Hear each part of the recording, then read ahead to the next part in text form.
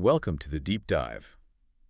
Today we're really unpacking something that just feels more and more relevant, doesn't it? It really does. This constant, ever-present threat of cyber attacks.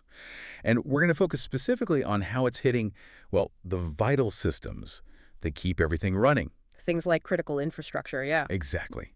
And we'll comment a bit on the aviation industry today, based on the material we've looked through. Yeah, and it's a huge topic. We've got a lot of material here for this deep dive. I mean, a whole collection of articles, research notes, detailing so many different incidents, talking about different security frameworks. It really just paints a picture of the scale, you know? It really does. It's almost overwhelming when you see it all together. So our mission today, really, is to try and cut through that noise. Yep. Pull out the key insights from all this material. We want to get a handle on, where things stand right now with these cyber threats. And the resilience needed, right? Especially in those areas where an attack isn't just like an IT problem. Exactly. Yeah. Where it has real, tangible consequences in the physical world. Okay. Okay, but before we really dive into the nuts and bolts, Sure. we do want to give a quick mention to our sponsor. This deep dive is brought to you by Stonefly. Ah, yes. They're a recognized leader in enterprise storage solutions that includes backup and disaster recovery, AI storage, cloud solutions, the whole package. Very relevant for this topic. Absolutely. And if you're worried about protecting your data, especially against threats like ransomware, which we'll definitely be talking about, Oh, yeah. Stonefly offers secure, ransomware-proof storage options. They specifically mention their air-gapped and immutable storage. Key technologies there. Definitely. You can find out more, schedule a demo, just reach out to them at sales@stonefly.com. That focus on ransomware-proof storage couldn't be more timely given what we're about to get into. Yeah. The material makes it so clear how damaging ransomware is right now. No kidding. Okay, right, let's set the scene then. The digital world is, well, it feels like it's under constant siege. Relentless assault is a good way to put it. Yeah. When you look through the sheer number of incidents detailed in these notes we've got, Yeah. it's kind of staggering. It is. We're seeing attacks of, every shape and size imaginable. That's spot on. The material really covers a huge spectrum. It shows attackers aren't just using one trick, Right. We see reports of ransomware, obviously, the financially motivated stuff designed to just cripple systems and force a payout. The classic, unfortunately. Yeah. And then massive data breaches, just stealing personal info, sometimes millions of records at a time. Huge numbers. And then there's the more sophisticated stuff mentioned, like zero-day exploits. Those are nasty because they hit vulnerabilities the vendors don't even know about yet. Making them almost impossible to block ahead of time. Exactly. Very hard to defend proactively. Then you've got, the usual malware campaigns spreading viruses, worms, phishing attempts, trying to trick people. Still surprisingly effective. Phishing? It really is. And denial of service attacks, just aiming to knock systems offline. Even supply chain compromises are mentioned. The supply chain. That's a big one. Hitting a smaller company to get to a bigger target. Precisely. Attacking a less secure vendor to pivot into a larger, maybe more secure organization. And the notes even mention things like cryptojacking and crypto mining. Right. Secretly using someone else's computer power to mine cryptocurrency. Yeah, stealing resources without the owner knowing. So it's a really diverse threat landscape. And it's not just the variety of attacks, it's the targets, too. Yeah. Looking through this material, it just feels like nobody's safe. That's a fair assessment. We're seeing reports about these massive data breaches affecting, like you said, millions. That Paraguay one mentioned in the notes, 7.4 million citizen records. That's huge. Staggering number. And it hits everywhere. Yeah. Educational institutions like Texas Tech University, 1.4 million records compromised there, apparently. Universities hold a lot of data. And even government data isn't safe. Details about congressional stackers, that breach at the UK's legal aid agency, it's widespread. And it goes way beyond just personal data theft, too. The notes are full of examples of companies getting hit across all sorts of industries. Yeah. What stood out to you there? Well, finance is always a target, right? Yeah. The material mentions Patelto Credit Union, over 1 million people affected. Coinbase had issues after an extortion attempt. Right. Money attracts attention. Always. But healthcare. Healthcare seems to be hit again and again. Ascension, UMC Health System, hospitals in India, one in London with that Quillen ransomware probe. And the impact there feels particularly worrying. It's not just data. It can actually disrupt patient care. Absolutely. That's the critical part. Disrupting care, exposing incredibly sensitive medical info. Yeah. It's a major concern. It really is. And it's not just the private sector or, healthcare. Critical services are clearly being targeted too. Definitely. The notes mention incidents affecting utilities, Nova Scotia Power, American Water, Yeah, those are worrying. and even like that Arkansas City water treatment facility. That hits close to home, literally. It does. Because attacks on those aren't just, inconvenient. They can have immediate real-world impacts on daily life, on public safety. Exactly. It's not just about stealing data anymore. No, not at all. The motivations seem varied based on the material. Sometimes it's clearly financial ransomware demands, selling stolen data on the dark web. Right. Other times it could be espionage, maybe state-sponsored actors looking for intelligence. Or politically motivated disruption. Hacktivism. Yeah, that too. Trying to make a statement or just cause chaos. The sheer number of incidents listed, I mean. You mentioned some big names, but it hits companies like Hertz, Universal Music, Delta Dental. ZG, Legends International. Even smaller organizations, public bodies like the Port of Seattle, the Kuwait Health Ministry. It just underscores that this isn't some niche issue affecting only huge corporations. No, it's pervasive. It's affecting the whole digital ecosystem globally. That's the feeling you get from the breadth of these reports. So, looking at all these examples, this huge list, what really stands out to you as maybe the overarching trend? Is there a common theme or a specific type of attack that seems, I don't know, particularly prominent based on this material? Well, what's both fascinating and, frankly, concerning is the increasing sophistication and the targeting. Ah, okay. So not just random attacks. Not always. I mean, sure, those spray and pray attacks still happen where they just blast out malware and see what sticks. Right. But we're seeing a definite trend towards more tailored approaches. Attackers are doing their homework. They're identifying high-value targets, specific vulnerabilities they can exploit. Like focusing on critical infrastructure or healthcare. Exactly. That focus seems driven by the high likelihood of causing major disruption. If you hit a hospital or a power grid, the pressure to pay a ransom quickly is immense because lives or essential services are on the line. Makes sense. Higher stakes, higher potential payout or impact. Precisely. And it also really highlights how interconnected everything is now, that point about supply chain attacks. Yeah. A compromise in one place can ripple outwards. The notes mention incidents involving companies like Conduent, FBCS.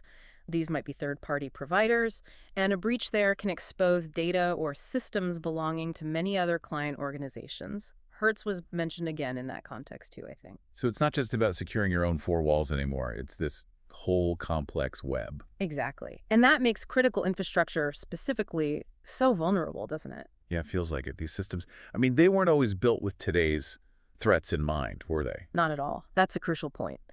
If you connect this back to the bigger picture, these critical infrastructure systems, we're talking energy grids, water treatment plants, transportation networks. The really essential stuff. The really essential stuff. Often they rely on what's called operational technology, or OT. And this tech can be decades old. Legacy systems? Legacy systems, exactly. Traditionally, these OT systems were completely isolated, air-gapped, essentially, not connected to the internet or even standard IT networks. For security reasons, presumably. For security, yeah.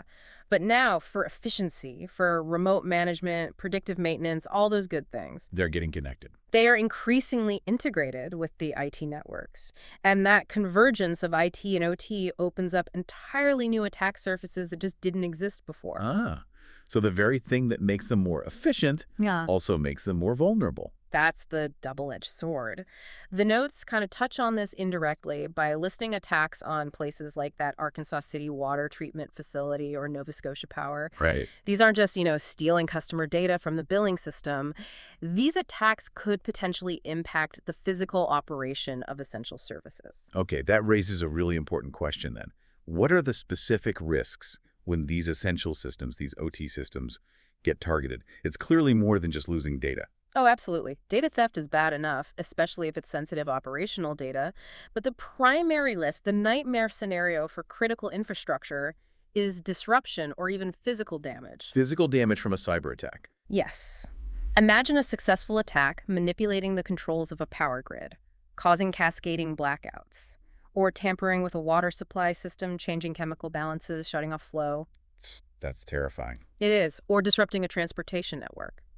The notes listing incidents at places like that Arkansas City water facility, or there was a mention of Pittsburgh Regional Transit.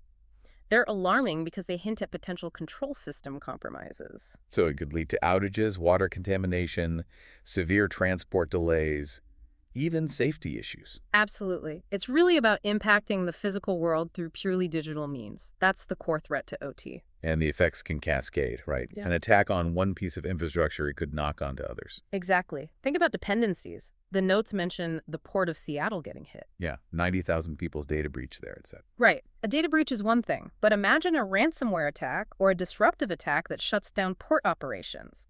Ports are critical nodes in global supply chains. Ah, okay. So cargo doesn't move. Cargo doesn't move. Massive economic losses follow. Shortages of goods down the line. It's a ripple effect. And similarly, that interconnectedness means an attack on a power company. Like Nova Scotia Power again. Yeah. That could affect homes, businesses, sure, but also other critical services like hospitals or emergency responders who rely on that stable power.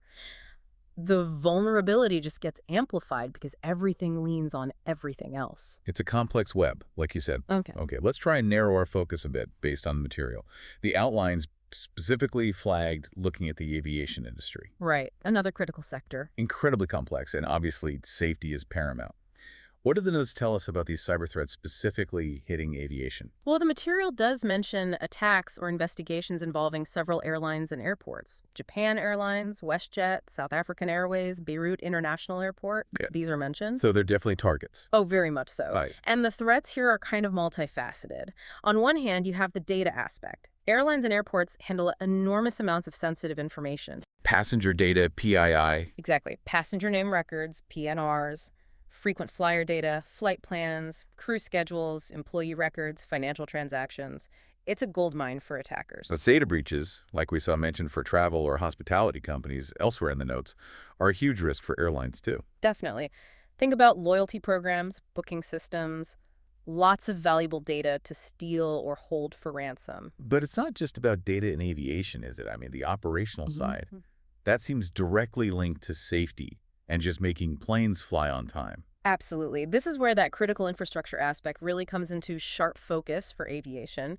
Modern aircraft themselves are flying data centers, essentially. Wow. Air traffic control systems, airport operations, baggage handling, fueling systems, gate management. It's all heavily reliant on interconnected digital systems. Ground systems as well as airborne systems. Both. Now, the notes don't give us, explicit technical details on how these specific aviation incidents occurred, like the WestJet investigation mentioned. Right. Often those details aren't public. Exactly. But the potential threats are immense. A denial of service attack, for instance.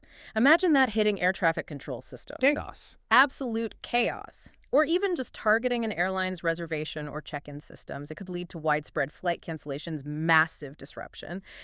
That WestJet investigation, while details are scarce in the notes, points towards those kinds of operational impacts being a real concern. So the consequences aren't just, financial losses from a data breach. They can hit travel, logistics, and potentially, if operational systems are actually compromised, safety. That's the ultimate concern. Imagine attackers trying to spoof navigation signals, like GPS, or jamming communication systems between pilots and control towers, or disabling critical ground control systems needed for landing or takeoff. Is that actually feasible? Well, the industry invests heavily in safety and redundancy. There are many layers of protection, physical and digital. But the increasing reliance on digital systems, on connectivity, it undeniably introduces new vectors for threats.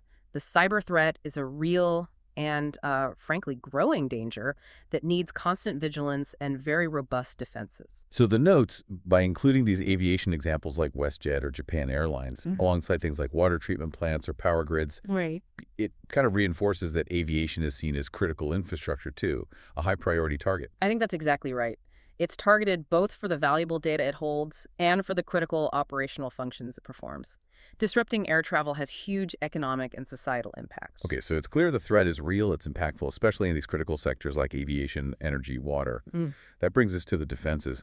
What does the material suggest are the key strategies that technology is being used or recommended to, build resilience against this stuff? The notes touch on several key areas, and the overarching theme is really the need for a multi-layered approach. You can't just rely on one thing. No silver bullet. No silver bullet, unfortunately. But one area that gets specific mention, and it's particularly relevant given the ransomware focus we've seen, is robust data protection. Specifically, the concepts of air-gapped and immutable storage come up. Okay, air-gapped and immutable storage. Let's unpack that a bit because those terms get thrown around. Why are those specific types of storage so important for defense, especially against something like ransomware? Certainly. Let's start with air-gapped storage. It's actually a pretty simple concept at its core. An air gap means you are physically isolating a copy of your data. Physically separate. Physically separate. It's not connected to your main network, the one users and applications are on. And crucially, it's not connected to the internet. Like literally unplugged. Think of it like keeping a backup copy on, say, a tape or a hard drive that you physically remove and store securely offline, maybe in a different location even. This physical separation is an incredibly powerful defense against network-based attacks, like ransomware spreading across your connected systems. Because the ransomware just can't reach it. It simply cannot reach it over the network. So if your primary systems get hit, if your online or network-attached backups get encrypted by the ransomware, that air-gapped copy remains untouched, inaccessible to the attacker. So it's your clean copy for recovery. It's your ultimate fallback, your last line of defense for the data itself. It ensures you have an uncorrupted version you can restore from, which minimizes downtime and, importantly, removes the leverage the attackers have to demand a ransom. Right. If you have a good backup, you don't need to pay. Ideally, yes. Now, immutable storage. That adds another really important layer of protection. It's particularly useful even for backups that are connected to the network, or maybe when achieving a true physical air gap for all your critical data isn't feasible or fast enough for some recovery scenarios. Okay, immutable, that sounds like. Yeah. Data that can't be changed, fixed. That's precisely what it means. Immutable storage creates data snapshots or backup copies that, once they're written, cannot be altered, overwritten, or deleted for a specific predefined period. So you set a policy like, keep this data untouchable for 30 days. Exactly. It's often called write once, read many storage, or worm-like storage. It fundamentally protects the data itself from being tampered with. How does that help against ransomware specifically? Well, think about what ransomware does. It gets in, finds your files, including potentially your backups if they're accessible, and encrypts them, making them unusable. Right. It overwrites or changes them. Correct. But if those backups are stored on an immutable system, the ransomware cannot perform that encryption or deletion. The storage system itself enforces the immutability rule. The ransomware's attempt to change the data fails. Okay. So even if the ransomware gets to the backup storage location? It can't actually damage the immutable copies of the data stored there. Gotcha. So, combined with things like versioning, keeping multiple historical copies, and sensible retention policies, immutability ensures you have protected, known good copies of your data available to restore from, even if your primary systems are burning. So air gapping is about physical separation. Immutability is about preventing changes to the data itself, even if it's online. That's a good way to summarize it. And both are crucial for recovery. While they don't necessarily stop the initial intrusion or the encryption of your live active data, Right. they are incredibly effective at protecting your backup and recovery capability. And that is absolutely essential for business continuity, for resilience, especially after a devastating ransomware attack. Which, as the notes show, are happening constantly. Constantly. So solutions like air-gapped and immutable storage directly counter the core mechanism of these attacks, which is denying you access to your own data by encrypting it. They ensure you can get it back. That makes perfect sense. It really shifts the focus from just trying to build impenetrable walls to also ensuring you can recover quickly and reliably if or maybe when someone gets through. Precisely. Prevention is critical, but recovery and resilience are just as vital. You need both. Okay, so data protection with things like air gapping and immutability is key. What other defenses or strategies are sort of hinted at or mentioned in the material? Well, the material broadly points towards the importance of using comprehensive security frameworks. It doesn't break down specific ones like, say, the NIST Cybersecurity Framework or ISO 27001 in detail. Right. But the general idea is clearly there. Having a structured, organized approach to cybersecurity is essential. What does that involve, generally speaking? It means things like, first, identifying what your critical assets actually are, what data, what systems are most important. Knowing what you need to protect. Exactly. Then understanding the threats and vulnerabilities relevant to those assets, implementing protective measures, firewalls, endpoint security, access controls, and yes, robust backup like we just discussed. Okay. And having capabilities to detect intrusions quickly. You can't respond if you don't know you've been hit. And having well-rehearsed response plans. What do you do when an incident occurs? Who does what? And finally, the recovery piece. How do you get back to normal operations? Right. That whole life cycle. Identify, protect, detect, respond, recover. The sheer volume of incidents listed in these notes kind of suggests that maybe many organizations still have gaps in one or more of those areas. Yeah, you'd think so. And for critical infrastructure, for aviation, given the incredibly high stakes we talked about, these frameworks, these layered defenses, they become even more critical, right? Absolutely non-negotiable. These sectors demand the highest levels of security assurance. Defenses in critical infrastructure often go further, involving things like network segmentation. What's that exactly? It's about dividing your network into smaller, isolated zones. So you might strictly separate the sensitive OT systems, the ones controlling physical processes, from the corporate IT network used for email and general business, to stop an attack spreading from, say, an infected email into the control systems. Precisely. It contains the blast radius. You also need rigorous access controls, making sure only authorized people and systems can access sensitive areas. Continuous monitoring, looking for any anomalous activity 24/7. And sharing information. Yes. Threat intelligence sharing is vital, especially in critical sectors. Sharing information about new threats or attacks between companies and with government agencies like CISA in the U.S. helps everyone raise their defenses. And practice makes perfect. Definitely. Regular testing through exercises, penetration testing, trying to break in like an attacker would. Incident response drills, simulating an actual attack that's crucial to make sure the plans and technologies actually work under pressure. The material we looked at by showing the potential consequences implicitly screams for these kinds of robust practice defenses. It really feels like staying ahead or even just keeping up requires constant effort, constant investment. It absolutely does. The threat actors, they're always evolving. They find new vulnerabilities, develop new malware, refine their techniques. Defense isn't a set it and forget it's thing. No. It's a continuous cycle. Assess your risks, implement controls, monitor constantly, learn from incidents, yours and others, and adapt your defenses accordingly. The notes, with that long, sobering list of recent incidents, they serve as a stark reminder. The threats are real, they're sophisticated, and the consequences can be incredibly significant.